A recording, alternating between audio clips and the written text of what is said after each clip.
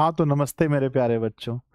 कैसे हैं आप सभी लोग? उम्मीद करता हूँ बहुत अच्छे होंगे और सब लोग एकदम से स्वस्थ होंगे। प्यारे बच्चों, ये क्लास होना था संडे को या सैटरडे को, लेकिन प्यारे बच्चों हमारी दोनों दिन क्लास नहीं हो पाई ये क्लास, इसलिए हम लोगों ने भाई एक दिन और बढ़ा लिया और आज आपकी क्लास हो रही है। और बच्चों, ये क्या था? हमारा टेस्ट, जिसकी जो बच्चों आपको होमवर्क मिल रहा है एप्लीकेशन पर, उसका टेस्ट हम लोग यूट्यूब पे ले रहे थे। विद्यार्थी जी, बिहार बोर्ड मैट्रिक 2025 के लिए हम लोग क्रैश कोर्स पढ़ रहे हैं एप्लीकेशन पर। और प्यारे बच्चों, वहां आपको होमवर्क दिया गया था संस्कृत के चैप्टर नंबर 6, 7, 8, 9 और 10 का ये आपको होमवर्क दिया गया था।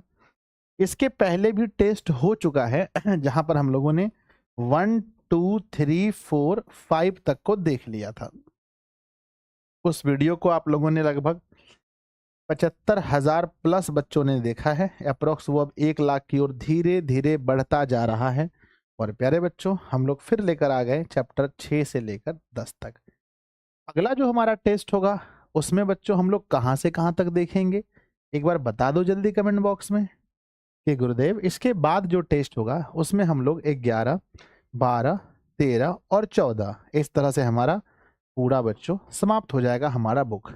ग्रामर की क्लासेस लगातार बच्चों एप्लीकेशन पर चल रही हैं और आप सभी लोग पढ़ रहे होंगे, मुझे भरोसा है। श्री गणेशाय नमः। गणेश जी का आशीर्वाद जीवन में होना अति आवश्यक है। उसके बाद हमारा मोटिवेशन, जिसने बोला कल दिन गया टल, यानी बच्चों कल मत बोलो दिन जाएगा टल। जिसने बोला परसों बीत गए बरसों। जिसने बोला आज उसी ने किया राज। तो बच्चों बोलो, कब से मेहनत करनी है? कल से, परसों से या आज से? बच्चों बताओ, कब से मेहनत करनी है बताओ, है ना? तो बच्चों मेहनत तो हमें सिर्फ और सिर्फ आज से करनी है। तो शुरू करें मेरे बच्चे, क्लास को शुरू करें। यस यस, बहुत बढ़िया। तो चलिए बच्चों स्टार्ट करते हैं। हमारा ये यहाँ पर आपका कोर्स चल रहा है। इसी कोर्स में जो क्रैश कोर्स है यहीं चल रहा है। चैप्टर नंबर 6 स्टार्ट करेंगे।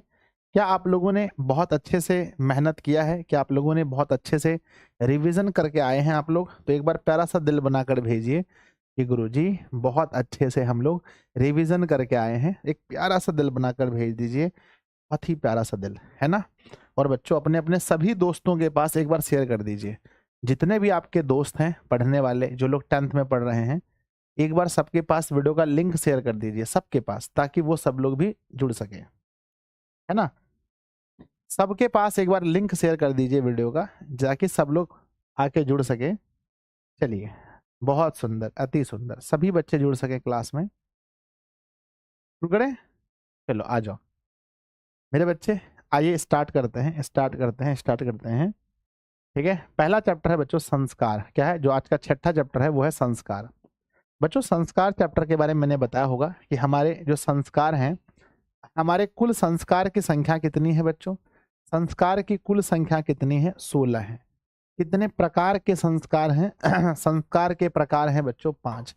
जन्म पूर्व संस्कार कितने हैं बच्चों? जन्म से पहले के संस्कार हैं 3।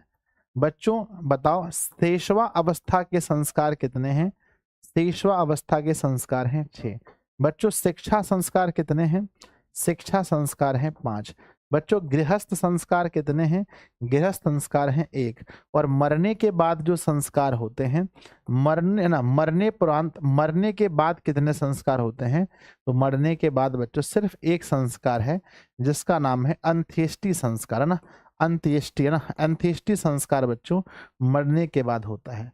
तो ये हम लोग संस्कार के बारे में बहुत अच्छे से पहले ही पढ़ चुके हैं, संस्कारों के विषय में मेरे बच्चे। तो चलिए शुरू करते हैं और देखते हैं कितना अच्छा आप लोग पढ़कर आए हैं घर से। पहला क्वेश्चन है कि संस्कार प्रायः, है ना, संस्कार प्रायः कितने प्रकार के होते हैं? उत्तर अगर आपने 5 चुना है, बिल्कुल सही है। या तो आप अपने कॉपी में आंसर लिखिए, या तो आप कमेंट बॉक्स में लिखिए, या तो बच्चों, है ना, या तो अपने मन में ही बोलिए, मन में आंसर बोलते चलिएगा। अगला है केशान संस्कार किसके अंतर्गत होता है? जन्म से पहले नहीं, केशान संस्कार मेरे बच्चे, इसी को गौदान संस्कार कहते हैं। ये शिक्षा के समय में होता है, शिक्षा काल संस्कार है। चूड़ा कर्म संस्कार किसके अंतर्गत आता है? चूड़ा कर्म संस्कार बच्चों किसके अंतर्गत होता है? ये शेषवावस्था में, ये जन्म से पहले नहीं होता है। चूड़ा कर्म शेषवावस्था में, बचपन के ही संस्कार है। अगला है बच्चों शिक्षा संस्कार कितने हैं? शिक्षा मैंने ट्रिक बताया था, 5 साल में हम लोग पढ़ना शुरू करते हैं, इसीलिए 5 होगा। अगला मंडप का निर्माण किस संस्कार में होता है? विद्यार्थी जी आप अगर मन में विवाह सोच रहे हैं तो बिल्कुल सही सोच रहे हैं। कन्यादान किस संस्कार में होता है? खूब सुने होंगे आप लोग, विवाह संस्कार में कन्यादान होता है। मरने के बाद कौन सा संस्कार होता है? मरने के बाद दाह संस्कार होता है, जिसे केशान संस्कार कहते हैं। जन्म से पहले कितने संस्कार होते हैं? जन्म से पहले त्रय मतलब 3 संस्कार होते हैं। अगला है बच्चों नामकरण संस्कार किस में आता है?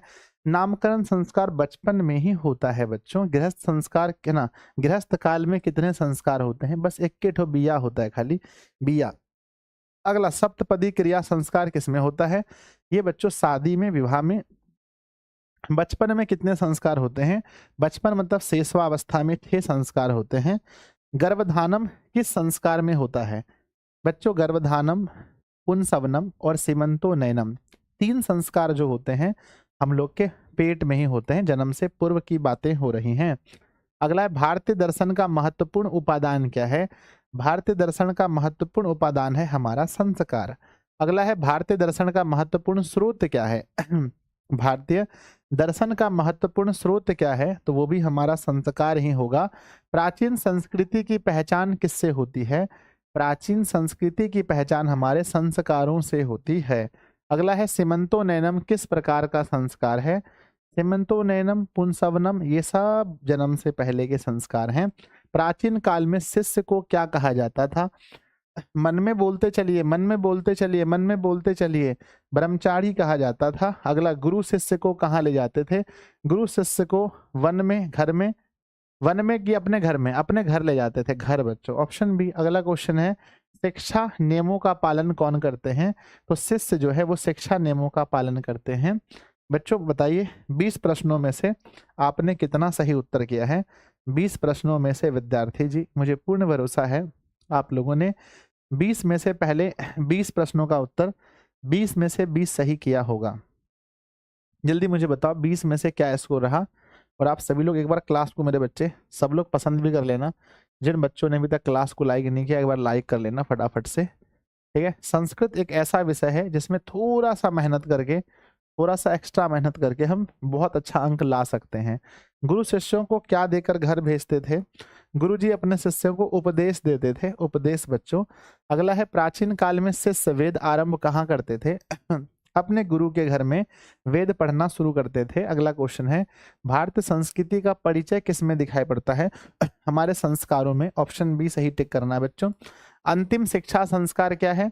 अंतिम शिक्षा संस्कार का नाम है समापवर्तनम संस्कार, सबसे लास्ट में होता है शिक्षा में।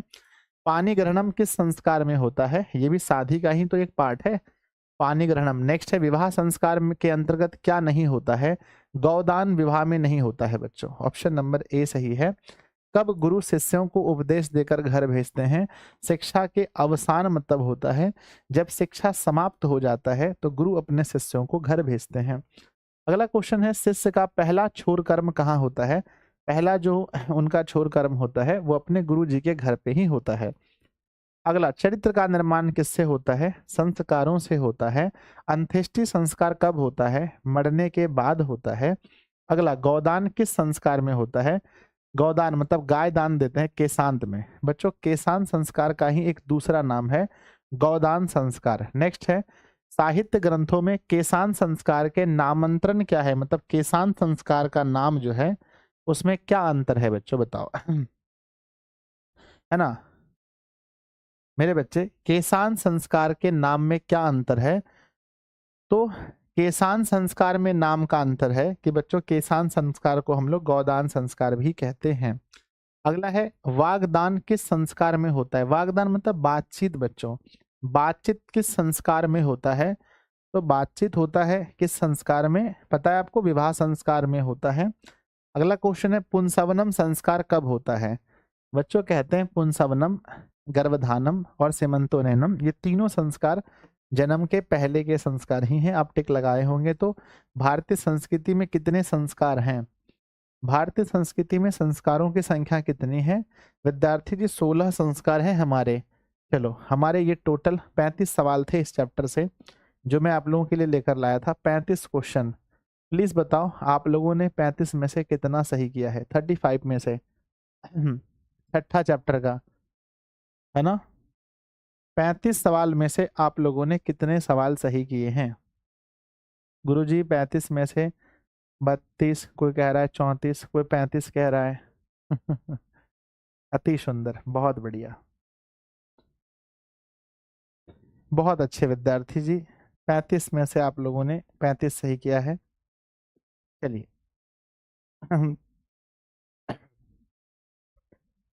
अब शुरू होता है अब शुरू होता है नीति श्लोका पाठ। बच्चों, चैप्टर नंबर 7 है जिसका आप लोगों ने पढ़ाई किया होगा, जिसका नाम है नीति श्लोका पाठ।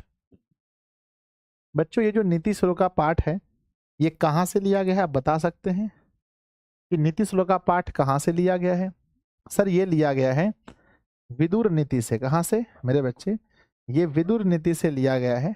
और अगर आपसे और थोड़ा पूछा जाए, नीति श्लोका पाठ महाभारत का ही अंग है, महाभारत का ही एक अंग है। और नीति श्लोका पाठ के लेखक कौन है? महात्मा विदुर। कौन है इसके लेखक? कौन है? तो बच्चों याद रखिएगा, महात्मा विदुर जो हैं इसके लेखक हैं। महात्मा विदुर इसके लेखक हैं। बच्चों, कहते हैं धृष्ट राष्ट्र क्या थे? आंख से। धृष्ट राष्ट्र जो थे वो आंख से क्या थे? सर, धृष्ट राष्ट्र आंख से अंधे थे। धृष्ट राष्ट्र आंख से अंधे थे। बच्चों, कहते हैं धृष्ट राष्ट्र के प्रश्नों का उत्तर कौन देता है? तो इनके प्रश्नों का उत्तर देते हैं महात्मा विदुर, है ना। विदुर क्या था? एक मंत्री था। विदुर क्या था बच्चों? एक मंत्री था, याद रखिएगा, विदुर एक मंत्री था। पहला सवाल आपके सामने आता है, ध्यान दीजिएगा। फर्स्ट क्वेश्चन है, नीति श्लोका पाठ किससे संकलित है? मतलब कहाँ से लिया गया है?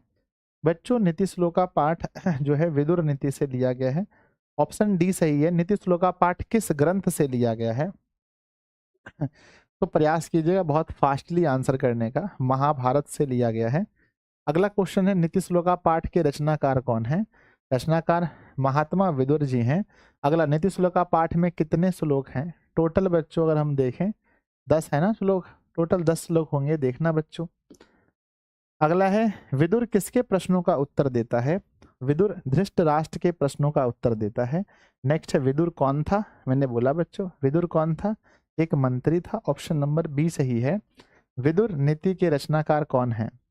विदुर नीति के रचनाकार कौन है? आप लोग पढ़े होंगे, महात्मा विदुर हैं। ऑप्शन नंबर डी सही है। अगला, विदुर नीति किस ग्रंथ का अंश है? विदुर नीति इसका अंश है, महाभारत का अंश है। नेक्स्ट है, विनय को कौन मारता है? बच्चों, विनय मतलब कि झुकना, जो हम लोग झुक जाते हैं, विनय को कौन मारता है? हमारी हमारी हमारी बच्चों आकृति, जो आकृति होती है ना, अपकृति या आकृति कह सकते हैं, जो आकृति होती है ना, आकृति जो होती है वो विनय को मारता है। Option C. अगला, कैसे पुरुष सभी जगह सुलभ होते हैं? कैसे पुरुष? सतना, प्रिय बोलने वाले, मीठा मीठा बोलने वाले लोग आपको हमेशा मिल जाएंगे। बिना बुलाए कौन आता है? बिना बुलाए मूर्ख आता है। क्या आप कहीं जाते हैं बिना बुलाए बच्चों? सभी जीवों के सत्य को जानने वाला कौन है? वही तो पंडित है। नेक्स्ट है बच्चों, बिना पूछे बोलने वाला कौन होता है? बिना पूछे बोलने वाला भी मूर्ख कहलाता है बच्चों। अगला है, काम क्रोध और लोभ किसके द्वार हैं? बड़ा फेमस क्वेश्चन है, एग्जाम में हर वर्ष पूछा जाता है। नर्क के एक द्वार हैं। अगला आता है, धर्म की रक्षा किससे होती है? सत्य से धर्म की रक्षा होती है। अगला, नर्क के कितने द्वार हैं? ये तो आप लोग कमेंट बॉक्स में लिखना बच्चों कि नर्क के कितने द्वार हैं। अगला क्वेश्चन है, विद्यार्थी जी, विनय किसको मारता है? विनय मेरे बच्चे, विनय अपयश को मारता है। अपयश, अपयश आपके अंदर है तो उसको मार देता है। सुख, सुख किसे कहा गया है? कहते हैं अहिंसा जो होता है, अहिंसा ही हमारा सुख होता है। ऑप्शन सी। नेक्स्ट है बच्चों, कुल, कुल की रक्षा किससे होती है? कुल की रक्षा होती है हमारे रूप से नहीं, चरित्र से कुल की रक्षा होती है। चरित्र अच्छा रखिए। कौन सबसे श्रेष्ठ है? कहते हैं एको धर्म परम श्रेष्ठ, एको धर्म परम श्रेष्ठ। धर्म ही है जो श्रेष्ठ है बच्चों। आगे दोष कितने हैं, तो कहते हैं मनुष्य को 6 प्रकार के दोष त्याग देने चाहिए। कौन कौन से हैं बताओ, तो सर बताओ कौन कौन से दोस्त हैं। तो बच्चों एक तो काम है, क्रोध है, लो नहीं नहीं सॉरी, ये आलस्य है, निद्रा है, तंद्रा है, ये सब 6 तरह के दोष होते हैं। घर की लक्ष्मी कौन है, तो स्त्रियां घर की लक्ष्मी होती हैं। अगला, पराक्रम से किसका नाश होता है, पराक्रम करने से अनर्थ का नाश होता है, अनर्थ का। नेक्स्ट है, सुंदर आचरण से किसका नाश होता है, अगर आप अच्छा आचरण रखते हैं तो उससे बच्चों सुंदर आचरण से किसका नाश होता है, कुलक्षणपन का सुंदर आचरण से नाश हो जाता है। किसकी रक्षा विशेष रूप से होनी चाहिए, स्त्रियों की रक्षा विशेष रूप से होनी चाहिए। धृष्टराष्ट्र किससे प्रश्न उत्तर करता है, धृष्टराष्ट्र जो है वो किससे प्रश्न पूछता है, वो विदुर से पूछता है। ऑप्शन बी सही है। प्रश्नोत्तर के रूप में कौन सा ग्रंथ है, जो ग्रंथ हम लोग पढ़ रहे हैं बच्चों, विदुर नीति, इसमें प्रश्न और उत्तर ही तो है। अगला, उत्तम शांति क्या है, कहते हैं बच्चों क्षमा, क्षमा जो है उत्तम शांति है, क्षमा करने से आपको उत्तम शांति मिलती है।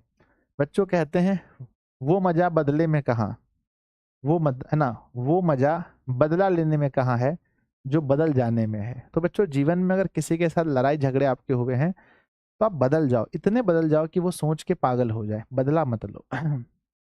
नराधम किस पर विश्वास करता है, तो जो अविश्वासी पर विश्वास करे उसे नराधम कहते हैं।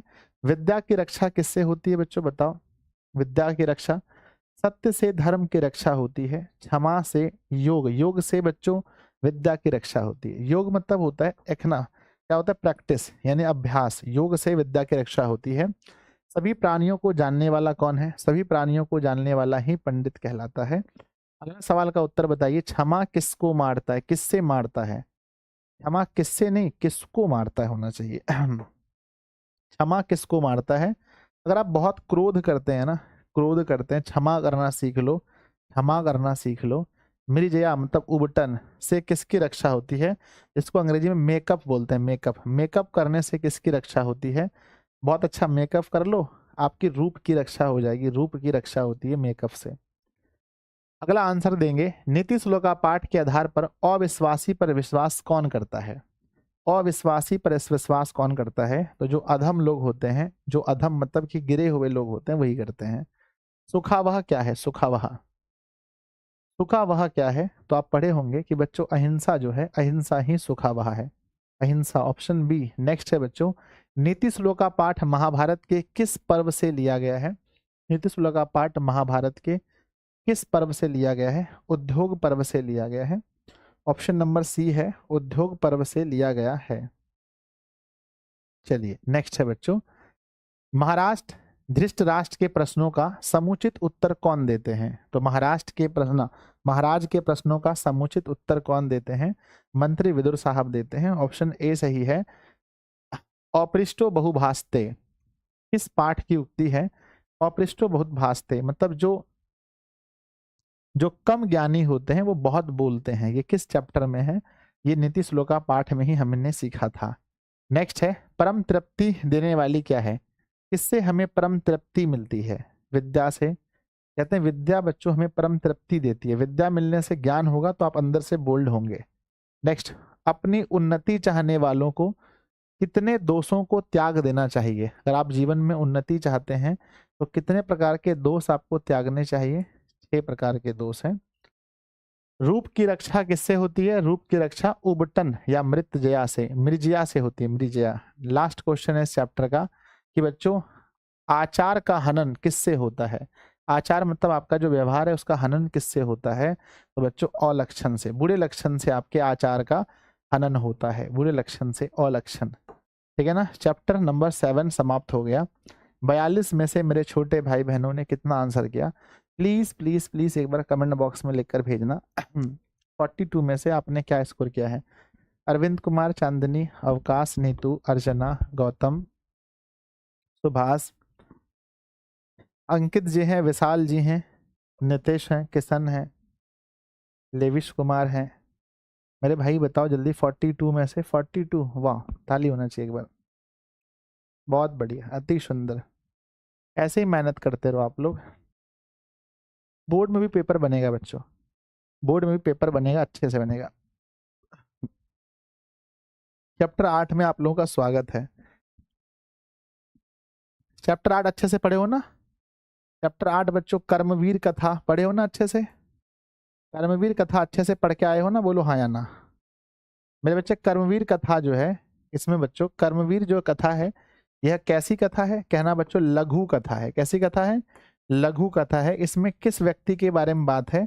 बच्चों व्यक्ति का नाम है राम प्रवेश राम। राम प्रवेश राम के बारे में चर्चा है। बच्चों इस व्यक्ति का, ये जो लड़का है राम प्रवेश राम, इसका जन्म कहाँ हुआ था? बिहार के किस टोले में? तो भीखन टोला में। बिहार के भीखन टोला में। इनका समाज कैसा था सर? दलित समाज था, दलित समाज था। मेरे बच्चे इनके परिवार में कितने लोग थे? गुरुदेव इनके परिवार में कुल 4 लोग थे। कहते हैं कि 1 कोस की दूरी पर क्या बना था? 1 कोस की दूरी पर प्राथमिक विद्यालय बना था। जब शिक्षक इनके गांव आए थे तो यह बेचारा क्या कर रहा था? क्या कर रहा था? जब शिक्षक आए थे तो यह खेल रहा था। कहां पर इन्होंने प्रथम स्थान प्राप्त किया? कहना बच्चों स्नातक की परीक्षा में, स्नातक की परीक्षा में इन्होंने प्रथम स्थान प्राप्त किया। और किसका नाम रोशन किया? किसका नाम रोशन किया? तो कहना बच्चों अपने महाविद्यालय का, अपने महाविद्यालय का नाम रोशन किया। अपने महाविद्यालय का इन्होंने नाम रोशन किया। कहाँ के पुस्तकालयों में पुस्तक को पढ़ता था? कहाँ के पुस्तकालयों में, है ना, पुस्तकालय में। कहाँ के पुस्तकालय में बच्चों अपने पुस्तकों को पढ़ता था? तो कहना बच्चों कहाँ के पुस्तकालय में? तो अपने महाविद्यालय के, अपने महाविद्यालय के पुस्तकालयों में पुस्तक को पढ़ता था। तो बच्चों आपको मेरे ख्याल से बहुत अच्छे से याद होगा। स्टार्ट करें, शुरू करें? अगर आप लोग अनुमति दो गुरुदेव शुरू कर दो। हाँ आप लोग पढ़े हो, मैं थोड़ा सा रिवीजन करा दिया ताकि आपको लगे। अगर आप लोग पढ़े हो अच्छे से तो एक बार प्यारा सा दिल बनाकर भेजिए। क्लास को सब लोग पसंद करते चलिएगा, लाइक करते चलिएगा, बड़ा अच्छा लगता है मुझे। शुरू करें? यस लीजिए बच्चों पहला सवाल। मैं थोड़ा सा, अच्छा स्पीड ठीक है? जिसको लगता है, जिसको लग रहा है क्वेश्चन कराने की स्पीड ठीक है बच्चों, स्पीड, स्पीड ठीक है तो 1 क्लिक करें। बढ़ा दें, बढ़ा दें तो 2 क्लिक करें। घटा दें तो 3 क्लिक करें। बताओ क्या करना चाहिए? स्पीड ठीक है या बढ़ाना है स्पीड, या स्पीड घटाना है? आधे घंटे में 2 चैप्टर खत्म कर लिया, ठीक ठाक है स्पीड मेरे ख्याल से। गुरुदेव संस्कृत में मैं बहुत कमजोर था लेकिन आपसे पढ़कर मेरा फेवरेट बन गया है। नहीं अच्छी बात है, बहुत बहुत धन्यवाद आपका। चलो घटाने के लिए तो कोई नहीं बोल रहे हैं, सब कह रहे हैं सर या तो बढ़ा दो या तो ठीक ठाक है, नो इशू। लो पहला सवाल लगाते हैं, फर्स्ट क्वेश्चन पूछा है बच्चों की कर्मवीर कथा में किस पुरुष की, है ना, किस पुरुष का वर्णन है? तो मैंने बोला बच्चों एक दलित पुरुष है। नेक्स्ट क्वेश्चन है कर्मवीर कथा किस प्रकार की कथा है? इस पर भी हम लोगों ने जस्ट अभी चर्चा किया, एक लघु कथा पढ़ रहे हैं हम लोग। नेक्स्ट है कर्मवीर राम प्रवेश राम के परिवार में कुल कितने लोग थे? मम्मी पापा वो थे, एक बहन भी थी, 4 लोग थे। अगला क्वेश्चन है ना, कर्मवीर उत्साह से क्या प्राप्त करता है?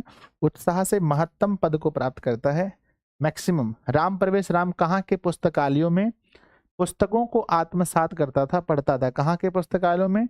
महाविद्यालय के पुस्तकालय में। उद्योगिनम पुरुष सिंह, है ना, सिंहम मीपेति लक्ष्मी, मुपेति लक्ष्मी, यह उक्ति किस पाठ में है? कि जो मेहनती लोग हैं उनके पास लक्ष्मी अपने आप आ जाती है। किस पाठ में है? ये कर्मवीर कथा में है, ऑप्शन ए। नेक्स्ट है बच्चों भीखन टोला से कितनी दूर पर प्राथमिक विद्यालय था? प्राथमिक विद्यालय कितनी दूर पर था?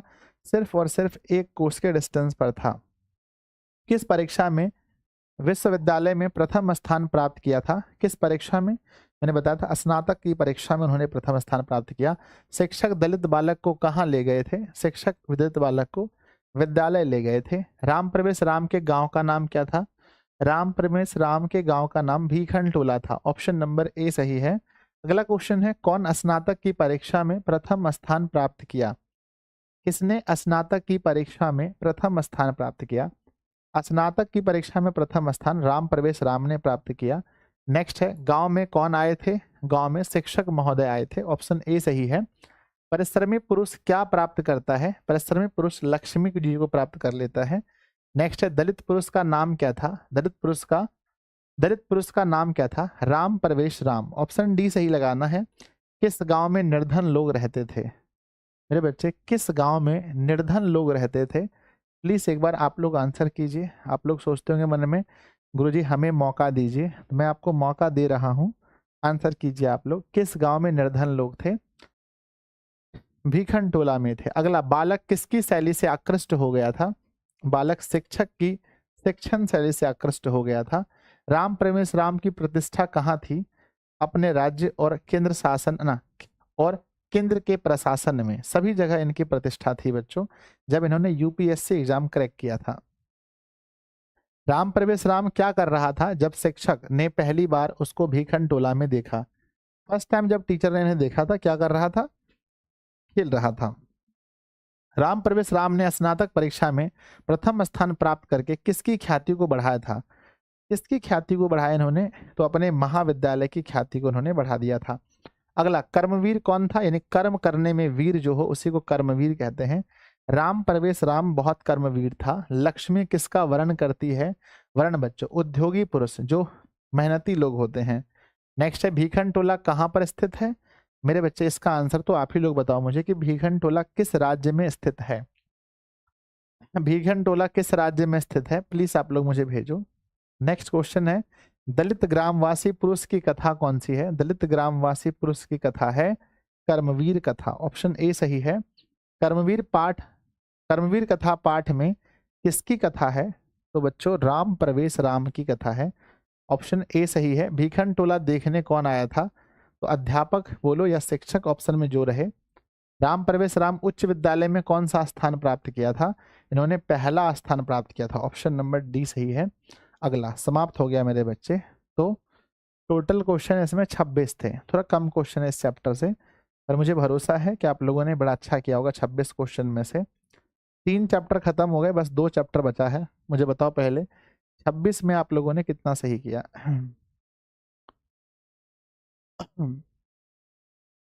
आकाश चौहान जी मोतिहारी से हैं, 26/26। अमित हैं 26, लगभग बच्चों का 26। एक विद्यार्थी जी कह रहे हैं कि 15 नंबर क्वेश्चन का ऑप्शन आंसर आपने गलत चूज किया है। 15 और 11 बच्चों, किस गांव में निर्धन लोग थे? तो भीखन टोला में, बिल्कुल सही है। 11 नंबर में भी आप लोगों ने कहा है एक बच्चे ने कि कौन स्नातक की परीक्षा में प्रथम स्थान प्राप्त किया? तो राम प्रवेश राम, है ना। अच्छा, राम प्रवेश नाम था उसका या पूरा नाम राम प्रवेश राम था बच्चों, है ना? तो राम प्रवेश राम था क्या, देखना एक बार अच्छे से। अगर राम प्रवेश राम होगा, ठीक है, हाँ राम था, तो राम प्रवेश राम भी होगा। तो ऑप्शन ए 11 नंबर में ना, देखो राम प्रवेश के साथ में राम होना बहुत जरूरी है, ठीक है। चलो, तो ये सही हो गया। आगे बढ़ते हैं। बहुत बहुत थैंक यू आपका, जिन्होंने ये बताया भाई, बहुत बहुत धन्यवाद आपका। चलो, अब पढ़ने वाले हैं चैप्टर नंबर 9। चैप्टर नंबर 9 का नाम क्या है? स्वामी दयानंद, है ना मेरे विद्यार्थी जी? स्वामी दयानंद सरस्वती, है ना। स्वामी दयानंद सरस्वती, पहले बताओ मुझे कि इनका जन्म कहाँ हुआ बच्चों, है ना। स्वामी दयानंद सरस्वती एक निबंध है। पहली बात है कि यह एक निबंध है, किसी व्यक्ति के विषय में लिखा गया है। बच्चों, जन्म कब हुआ था? जन्म, सर जन्म 1824 में हुआ था क्या? कहाँ हुआ मेरे बच्चे, पता है आपको जन्म कहाँ हुआ? यस, गुजरात के टंकारा में। गुजरात के जो जगह था उसका नाम टंकारा था। बच्चों, कहते हैं कि स्वामी दयानंद का जो स्वामी दयानंद के परिवार थे वो किसके उपासक थे? वो भगवान शिव के उपासक थे। शिव के उपासक थे स्वामी दयानंद बच्चों। समाज सुधारक क्या थे? समाज सुधारक। स्वामी दयानंद समाज सुधारक थे बच्चों, समाज सुधारक थे। इनके बचपन का नाम किसी को पता है क्या?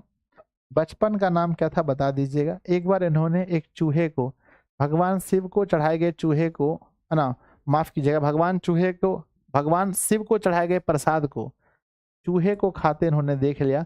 तब से ये वहां से चले गए। कहाँ चले गए? मथुरा चले गए। तो बच्चों, कहाँ चले गए थे? मथुरा। मथुरा में इन्हें इनके गुरु जी मिले थे। इनके गुरु जी का नाम बताइए, है ना। इनके गुरु जी का नाम बताइए। गुरु जी का नाम, बचपन का नाम मूल शंकर था इनका। इनके गुरु जी का नाम बताइए। वृजानंद, क्या नाम था? वृजानंद इनके गुरु के नाम थे, जहां मथुरा में मिले थे। वृजानंद गुरु का नाम था, है ना। मेरे बच्चे कहते हैं इन्होंने किस समाज की स्थापना की थी? इन्होंने बच्चों आर्य समाज की स्थापना की थी। आर्य समाज की स्थापना मुंबई में वर्ष 1875 में की थी ना बच्चों। कहते हैं कि है ना इनके शिष्य ने दयानंद है ना दयानंद एंग्लो वैदिक है ना डीएबी नाम स्कूल की स्थापना की थी। बच्चों क्या आप बता सकते हैं इनकी मृत्यु के विषय में? क्या आपको कुछ मालूम है कि इनकी मृत्यु कब हुई थी? है ना मृत्यु मेरे विद्यार्थी जी, इनकी मृत्यु कब हुई थी बताओ? 1800 डॉट बताओ इनकी मृत्यु कब हुई थी मेरे बच्चे? मृत्यु के विषय में आप क्या जानते हैं? 83 में। अच्छा बहुत बढ़िया, 83 में मृत्यु हुई थी। इन्होंने बच्चों एक सत्यार्थ प्रकाश नामक ग्रंथ लिखा था। सत्यार्थ प्रकाश नामक ग्रंथ के लेखक कौन थे? याद रखिएगा, स्वामी दयानंद जी थे। पहला क्वेश्चन आपके सामने आ रहा है, फर्स्ट क्वेश्चन, गुजरात प्रदेश स्थित टंकारा गांव में किसका जन्म स्थान है? स्वामी दयानंद का ऑप्शन सी टिक करते हैं। स्वामी दयानंद के गुरु कौन थे बताओ बच्चों? बिरजानंद, ऑप्शन नंबर सी सही है। दयानंद किस शताब्दी के जन्मे थे? देखो 1824 में, जब हम 1800 से 1900 की ओर जा रहे होते हैं तो ये 18वीं सदी, ये 19वीं सदी कहलाता है। ऑप्शन बी, अभी हम लोग 21वीं सदी में हैं। स्वामी दयानंद की शिक्षा किस भाषा में से प्रारंभ हुई थी? उन्होंने पढ़ना शुरू किया था संस्कृत विषय में। ऑप्शन नंबर डी सही है।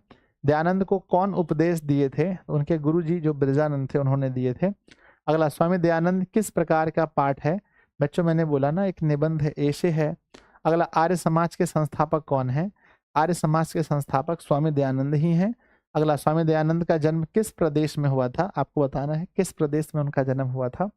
गुजरात में, ऑप्शन नंबर डी सही है। स्वामी दयानंद किसके संस्थापक हैं? आर्य समाज के संस्थापक हैं। अगला, स्वामी दयानंद ने किसकी रचना की है? स्वामी दयानंद ने सत्यार्थ प्रकाश नामक ग्रंथ की रचना की है। दयानंद का निधन कब हुआ था? है ना 1883 में ना, ऑप्शन नंबर सी सही है। अगला क्वेश्चन देखते हैं विद्यार्थी जी, किसका नाम मूल शंकर है?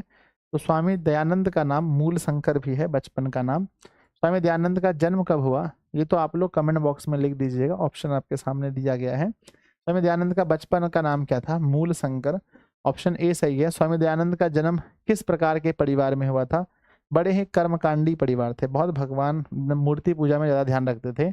दयानंद का परिवार किसके उपासक थे? भगवान शिव के उपासक थे।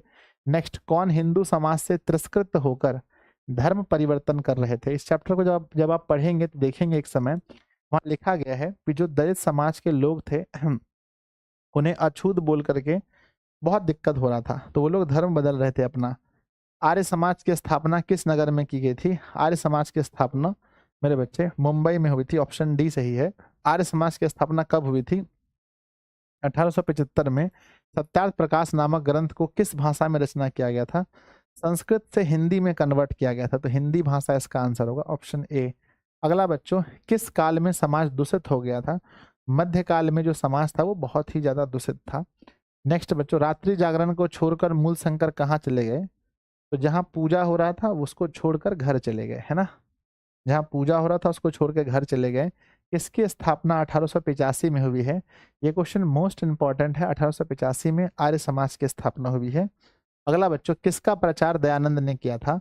तो शुद्ध तत्व का प्रचार दयानंद सरस्वती ने किया था। नेक्स्ट क्वेश्चन है बच्चों, समाज और शिक्षा के उद्धारक कौन थे? समाज और शिक्षा के है ना उद्धारक कौन थे? स्वामी दयानंद थे। अगला, मध्यकाल में किसके आडंबर दिखाई पड़ रहा था? है ना, तो बच्चों धार्मिक कार्य में जो है, धार्मिक काम में बहुत आडंबर था मध्यकाल में। नेक्स्ट है, कौन मेधावी थे यानी स्कॉलर, पढ़ने में बहुत तेज थे? दयानंद पढ़ने में बहुत तेज थे बचपन में। किसकी शाखा देश विदेश में उपलब्ध है? तो आर्य समाज की शाखा जो है देश विदेश में उपलब्ध है। मूल शंकर को किसकी प्रति अनास्था हो गई? किसके प्रति मूल शंकर को अनास्था हो गई थी बच्चों? बताइए किसके प्रति मूल शंकर को अनास्था हो गई थी? तो मूर्ति पूजा के प्रति अनास्था हो गई थी। अगला है, कौन प्रसाद को खा रहा था? तो जो चूहा था बच्चों प्रसाद को खा रहा था। सत्यार्थ प्रकाश के रचनाकार कौन है? सत्यार्थ प्रकाश के रचनाकार हैं बच्चों दयानंद। नेक्स्ट है हमारा कि स्वामी दयानंद कौन थे? स्वामी दयानंद समाज सुधारक थे, ऑप्शन नंबर बी सही है। अगला बच्चों, स्वामी दयानंद का जन्म किस गांव में हुआ था? स्वामी दयानंद का जन्म है ना गुजरात के टंकारा में हुआ था, ऑप्शन सी। अगला है, स्वामी दयानंद के लिए कौन सा पर्व उद्बोधक सिद्ध हुआ? किस पर्व के बाद इनके जीवन बदल गया? तो बच्चों शिवरात्रि के रात में डीएवी विद्यालय की स्थापना किसने की है? दयानंद एंग्लो वैदिक। मैंने बताया था दयानंद एंग्लो वैदिक की स्थापना इनकी मृत्यु के बाद इनके शिष्यों ने की थी, स्वामी दयानंद के शिष्यों ने की थी। अगला, मूल शंकर को ब्रजानंद के दर्शन कहाँ हुए थे? मूल शंकर को अपने गुरु ब्रजानंद के दर्शन कहाँ हुए थे? मथुरा में हुए थे। नेक्स्ट है, मूल शंकर को मूर्ति पूजा के प्रति अनास्था होने के दूसरे वर्ष में किसका निधन हो गया? तो मेरे बच्चे किसका निधन हो गया था? देखो स्वससुर लेना मेरे बच्चे, पिता। ऑप्शन में पिता है, बहन है, पत्नी है, ससुर नहीं है। कई जगह ससुर लिखा होता है, तो बच्चों बहन याद रखना, बहन, ऑप्शन नंबर बी, ठीक है ना। नेक्स्ट क्वेश्चन है, समाप्त हो गया, ससुर कहीं पर है ही नहीं। तो आंसर बताइए 37 में से मेरे प्यारे विद्यार्थी जी ने 37 में से आपने कितना सही किया? 37 में से जल्दी जल्दी दिल बनाकर भेजो कि सर 37 में आपने कितना सही किया है। ठीक है, बहुत सुंदर, अति सुंदर। आ जाओ। अब बच्चों हम कहते हैं अंत भला तो सब भला, और अब हम लोग पढ़ने जा रहे हैं मंदाकिनी वर्णम। लास्ट चैप्टर है ना, बड़े प्यार से आप लोगों ने पढ़ा होगा है ना। मंदाकिनी, मंदाकिनी वर्णम। मेरे बच्चे पहली बात ये बताओ कि जो मंदाकिनी वर्णम पाठ 10 है, ये बच्चों ये जो पाठ है ये कहाँ से लिया गया है? और ये रामायण से लिया गया, रामायण, रामायण से लिया गया है। बच्चों रामायण के बच्चों किस कांड से लिया गया है? तो देखो ये जो कांड है ना, ये अयोध्या कांड से लिया गया है, अयोध्या कांड से। मेरे बच्चे किस छंद में है? तो कहते हैं अनुष्टुप छंद में, अनुष्टुप, अनुष्टुप छंद में लिया गया है। मंदाकिनी किस नदी का नाम है? तो मंदाकिनी बच्चों गंगा नदी का नाम है। किस पर्वत के किनारे है? तो बच्चों कहते हैं ये चित्रकूट पर्वत के किनारे है। मेरे बच्चे किसके पीने से, किसके पानी पीने से मंदाकिनी का जल खराब हो गया है? तो हिरण के पानी पीने से। कहते हैं ऋषि लोग कैसे सूर्य की तपस्या करते हैं? तो कहना हाथों को फैलाकर, है ना, हाथों को, हाथों को बच्चों, है ना, अपने भुजाओं को फैलाकर, है ना, भुजाओं को फैलाकर, भुजाओं को फैलाकर मेरे बच्चे क्या कर रहे हैं? सूर्य को नमस्कार कर रहे हैं, अपने भुजाओं को फैलाकर, भुजाओं को फैलाकर। प्रभु श्री राम जो है सीता और किसके साथ आए हैं? सीता और लक्ष्मण जी के साथ यहाँ आए हैं, सीता और लक्ष्मण जी के साथ यहाँ आए हैं मंदाकिनी वर्णम। और बच्चों बहुत कुछ वो यहाँ पर देख रहे हैं। चलिए क्वेश्चन पर आ जाएं। यस, आइए पहला क्वेश्चन पढ़िए बच्चों, क्या लिखा है? फर्स्ट क्वेश्चन पढ़िए, किस छंद में मंदाकिनी वर्णम पाठ है? मंदाकिनी वर्णम किस छंद में है मेरे बच्चे? एक विद्यार्थी जी ने लिखा है गुरुदेव 20 नंबर सवाल को एक बार देख लीजिए।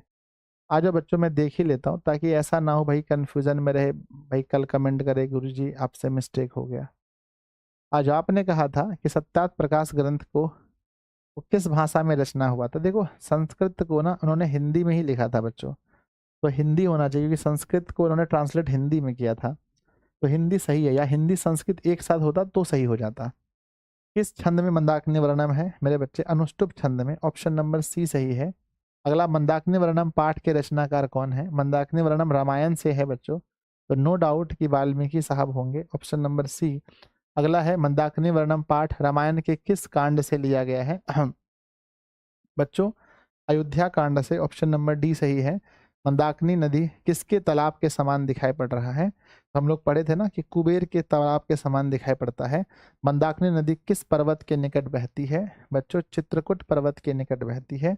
अगला है मंदाकिनी नदी का जल किसके पीने से गंदा हो गया है? तो मंदाकिनी नदी का जो जल है बच्चों वो किसके पीने से?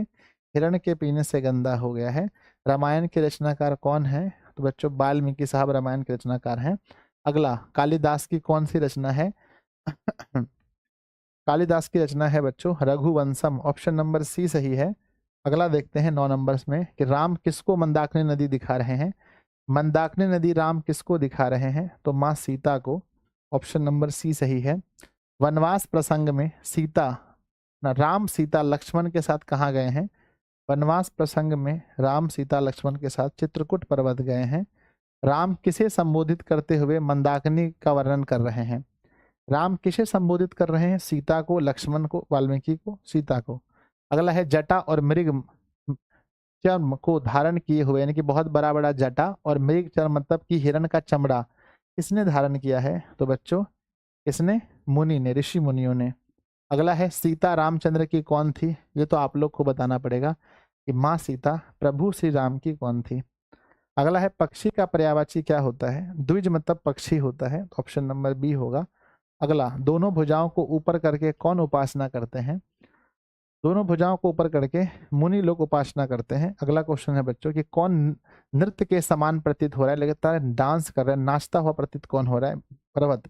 पर्वत बच्चों। रंग बिरंगे तटों वाली नदी कौन सी है, तो मंदाकिनी रंग बिरंगे तटों वाली नदी है। अगला बच्चों, हंस सारस से युक्त कौन सी नदी है, जहां हंस और सारस पक्षी जो है कि तैरता है, वो नदी कौन सा है, वो भी मंदाकिनी है, ऑप्शन ए। अगला आता है, जल के बीच में कौन तैर रहा है, तो जल के बीच में सारस या फूल तैर रहा है।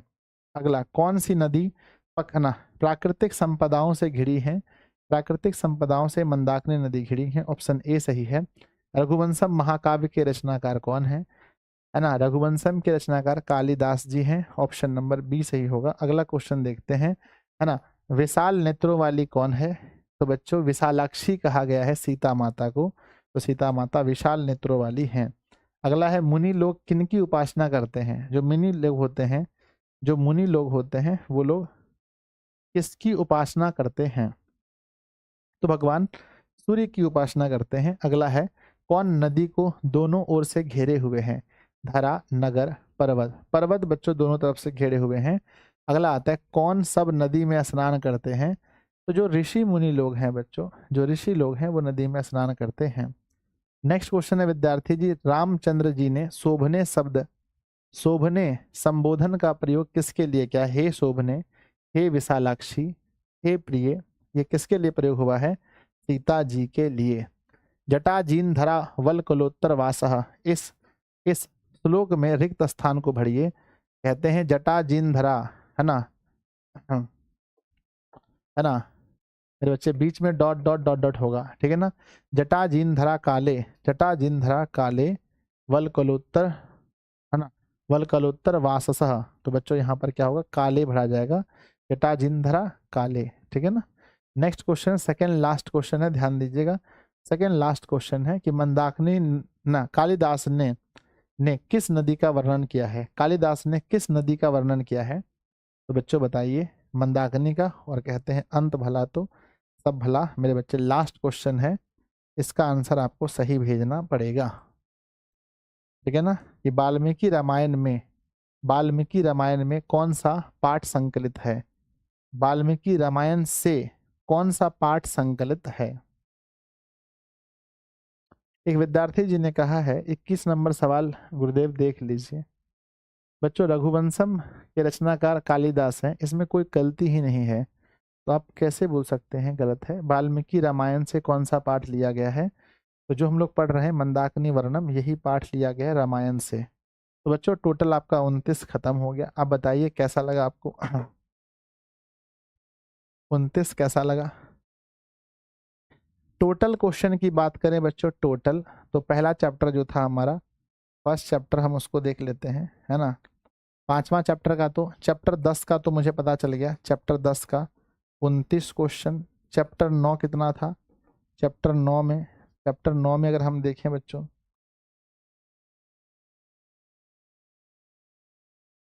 चैप्टर 9 की अगर हम बात करें, तो चैप्टर 9 में था 37 क्वेश्चन। चैप्टर 9 से पहले की बात करें,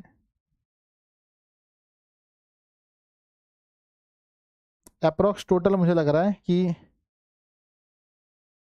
है ना 1 2 3 4 5 6 7, ठीक है ना 8, मेरे बच्चे अप्रोक्स 180 में से 7 घटा दीजिए, 181 में से 7, ठीक है ना, 174 या 172 73 क्वेश्चन होगा, 100, हाँ 174 या 72 क्वेश्चन होगा। तो मेरे बच्चे प्लीज़ प्लीज़ प्लीज़ आप सभी लोग कमेंट बॉक्स में ज़रूर लिखना, प्यारा सा सब लोग मेरे बच्चे कमेंट बॉक्स में जाकर के लिखना, क्लास ख़त्म होने के बाद कमेंट बॉक्स में जाकर लिखना क्लास कैसा लगा, है ना। कमेंट बॉक्स में जाकर लिखना क्लास कैसा लगा। और आज बच्चों इसके बाद भी आपकी 3 क्लासेस और होनी है बच्चों। कितनी क्लासेस बताओ, 1 2 नहीं, अभी 3 क्लासेस आपकी बाकी है, शाम को 6 बजे, है ना। ना फिजिक्स का, फिजिक्स का लास्ट जो है वो शाम के 7:30 बजे, शाम के 7:30 बजे मैथ बच्चों, और 9:30 बजे हिंदी व्याकरण में। बच्चों हिंदी व्याकरण में कौन सा पार्ट बचा है? हिंदी व्याकरण का निबंध। तो आपको और 3 क्लासेस हैं, तो इन सभी क्लास में भी आप अच्छे से जुड़िएगा, ठीक है। मिलते हैं बच्चों अगली क्लास में, तब तक के लिए आप पढ़ते रहिए, हंसते रहिए, मुस्कुराते रहिए, और बच्चों अगले टेस्ट का इंतज़ार कीजिए। नेक्स्ट टेस्ट जो होगा हमारा, नेक्स्ट टेस्ट, उसमें हम लोग लगाने वाले हैं lecture number, sorry, chapter number 11, 12, 13, 14।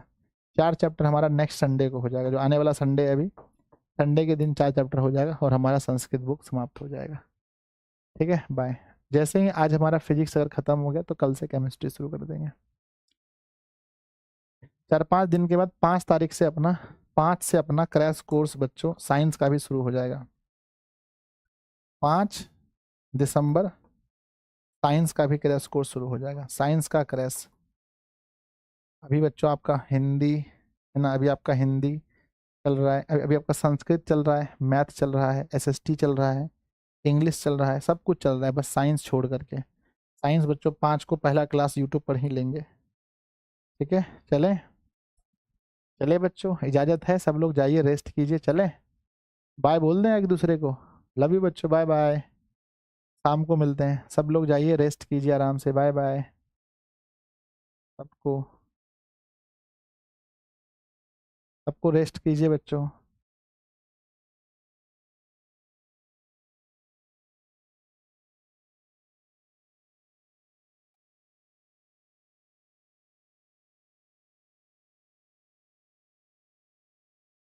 Sorry गुस्सा इमोजी के लिए भूलिएगा नहीं, सेल्फ स्टडी के बारे में प्रॉपर नॉलेज दीजिएगा, ठीक है छोटे, ठीक है, ठीक।